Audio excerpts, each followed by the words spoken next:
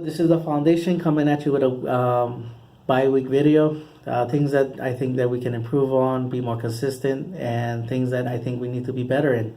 I mean, be more dominant in, so to speak. Our running game is good, good enough. Not as dominating as before. That's one thing I would like to get back to. And then I think of ways. I think we have some ways of doing that.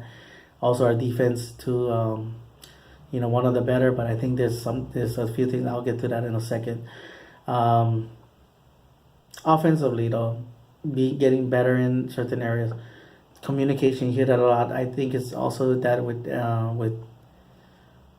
communication, and I think because you miss Travis Frederick so much, Looney has been doing all he can to not kill us. In a sense, he's doing a good job. But you see why Travis Frederick gets paid and not Looney. You know, Other than Zach Martin, everybody needs to get more consistent. And this is why I think even though I've been saying it for a few weeks now, those RPOs needs to be a part of the offense straight up. Because it's a lot of things. One, it helps with the offensive line.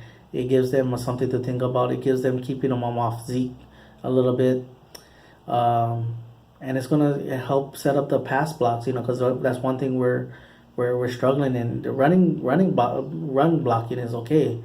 The pass blocking has been, below average. If barely average, if anything. Um, but doing those RPOs and all that, like, this is one thing though. Dak needs to be smarter in the sense. Even though he did a good job, sometimes I've seen him taking a little bit more on tackles than I think he should. And I think maybe that's why the coaches don't want to call it as much. Yes, he's a big physical quarterback that could probably handle, but at the same time too, look at the Redskins game. The one that was called back, not the one where he dove down was, down. Yeah, he needs to get, not do that. But the one that in the beginning of the game where he ran that huge play, yes, it was called back. But he was running, he was going, and like seems like he was like, should I go down or not? And he kept on, he went, and then when the defender, when he decided to, it was too, he was like, should I go, keep on going, and let's get down. And he ended up tweaking his ankle just a little bit. So that's why it's like he needs to be like a jab, like 4 yards, bah, 4 yards, 6 yards, bah, this a little jab here and there.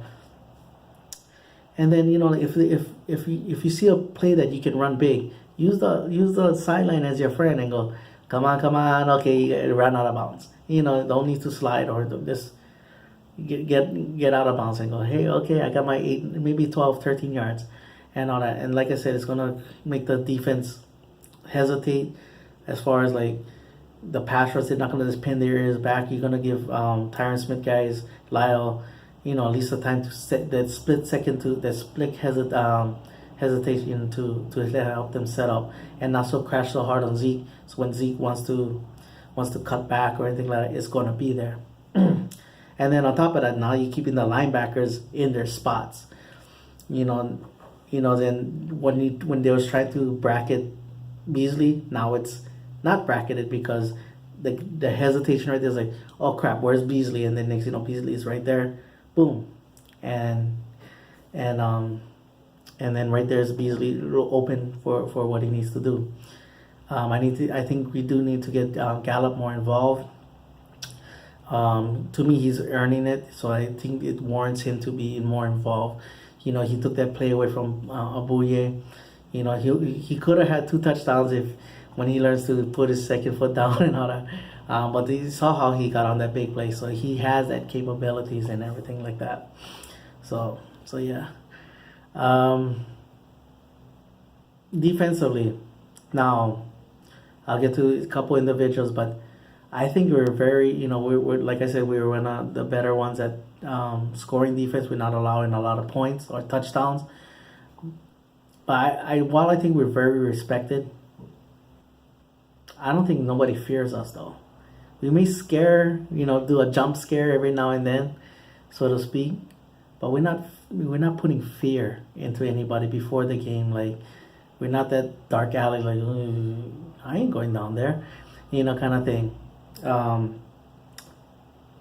This really quick to our secondary. They've been really good, but really good and fear is not there. Like I'll put it with Byron Jones. Byron Jones is gonna, because Byron Jones's contract is gonna be up. And this is why, like, as much as I love Byron Jones, I've defended him and all that. But the thing is, like, if it starts to, if he's like rated as a top cornerback as far as like defending and all that, or being the most better coverage guys. The worst case scenario with Byron Jones is that it's gonna be incomplete, And while that's good, but then, like, going to his contract, what justifies giving him a huge contract if he doesn't put fear and take away the ball? In that sense, like the quarterback is saying, yeah, he might knock it down. That's probably the worst thing that happened. But he's not like he's making a play on the ball where, boom, the thing is tipped up straight up in the air, and oh no, here's Heath or Woods getting an interception, or or somebody was dropping back like LVE, like, hey man, like, it's a tip pass, it's like that. He's not doing that, or intercepting it for himself. That's what I'm talking about. Like then if you do that, like, let's say two like the next 4 games, he does maybe 3 out of 4 games. Next thing you know, the offensive quarterbacks will be like, I ain't trying there. And that's when you see even more hesitation, and that's when the sacks even picks up even more because of that. LVE has been a breath of fresh air. Linebackers have been, one of the better groups on the team. Again, I wasn't the most positive person with the LVE drafting. I believe that I thought that we had better players in that spot.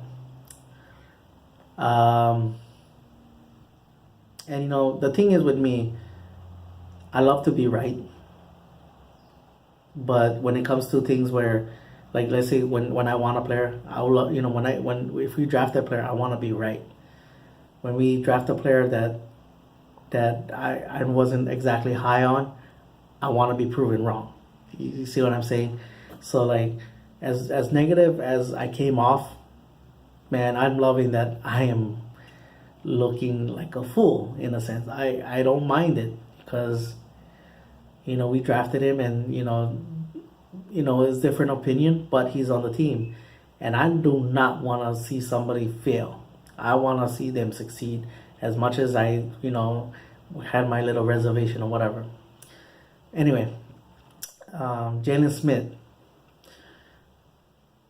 I'm waiting for that one play. Like last year against the San Francisco 49ers, like, it was a feel-good moment when he got that hit on Beathard and caused that fumble. It's like, oh yes, from all what he did for coming back. And this year you've seen a lot of promise, but I'm waiting for that one play where it's like, you guys better recognize I am the man. I'm waiting for that play. Now to the Amari Cooper trade. A lot of negative, some positive. I'm like, hey, if it works out, great. If it doesn't, then at least we tried. At least we tried something. Like in next year's draft, like the first round pick, I had my eyes more on, it would have been a big contest again. Like, who do we get? A tight end, a safety, a offensive tackle, maybe even a center. All these other things, maybe a cornerback. All these things comes into play. Now, you basically took that away. It's like, hey, we drafted a wide receiver, and and then people say, oh well, why we just never sign Watkins then? Well, Watkins, I think Watkins' deal was like 4 or 5 years or whatever. That's the thing, like, it's like $12 million a year, and it's like, okay, if Amari Cooper thing fails, then it's only $14 million and all that. and it's going to be off the books. We might go into 2019, 2020 with that on the books with Watkins. So it is what it is with that. I'm just so, and then the thing is, like, we see Amari Cooper be very good at times. Yes, there's some negatives, the drop passes and all that, but we've seen more good than bad. Now, I don't know if that's between him and Carr or whatever, but I've seen more good than bad with him. Anyway, mahalo for watching. Pani all the boys, and like always, go Cowboys.